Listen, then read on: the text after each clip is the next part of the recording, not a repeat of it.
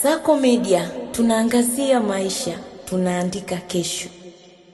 Jeshi la polisi kanda maalum wa Dar es Salaam kwa kushirikiana na vyombo vingine vya usalama pia na wananchi linaendelea kutekeleza majukumu yake ya msingi ya kuzuia vitendo vya kihalifu kwenye maeneo mbalimbali ya jiji.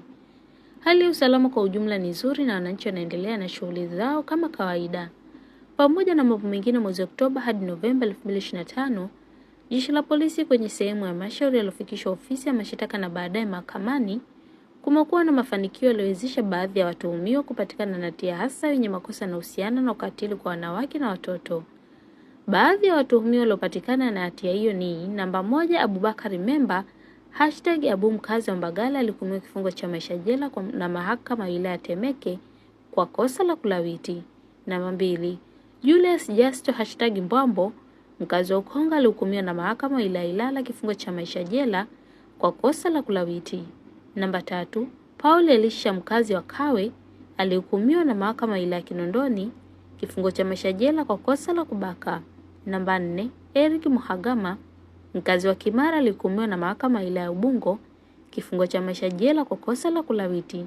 Namba 5, Halfan Ramadhani mkazi wa Kiponza cha Manzi alihukumiwa na mahakama Temeke kifungo cha miaka 30 jela kwa kosa la unyang'anyi wa kutumia silaha.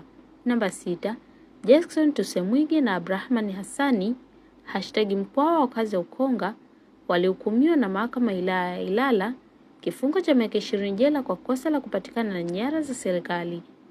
Katika kuelekea sherehe za Christmas na mwaka mpya, jeshi la polisi kanda maalum wa Dar es Salaam litaendelea kushirikiana na umma katika kubaini, kuzuia na kutanzua mambo ya uhalifu na kushirikiana na nyumba za ibada ili kuhakikisha usalama unaimarika kabla, wakati na baada ya ibada mbalimbali. Jeshi la polisi linatoa wito kwa wazazi na walezi kuwa na uangalizi wa karibu kwa watoto wakati wa matembezi au mikusanyiko mbalimbali.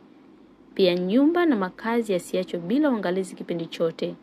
Suala la usalama barabarani, ukaguzi wa kushtukiza wa kuwapima madereva wa vyombo vya moto umeanza. Polisi inatoa wito kwa watumiaji wengine wa barabara kuzingatia sheria ili kuepusha ajali. Jeshi la polisi halitasita kuchukua hatua kali za haraka za kisheria kwa watu watakaobainika kutenda makosa. Polisi inawaonya na kutoa tahadhari kwa watu wenye tabia za kupiga baruti au fataki bila vibali vya kisheria na kusababisha usumbufu na hofu kwa umma.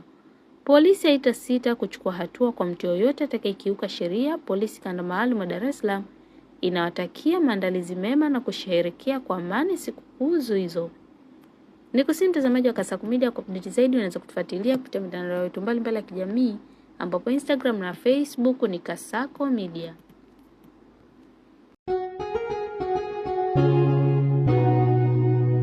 Kasako Media, tunaangazia maisha, tunaandika kesho.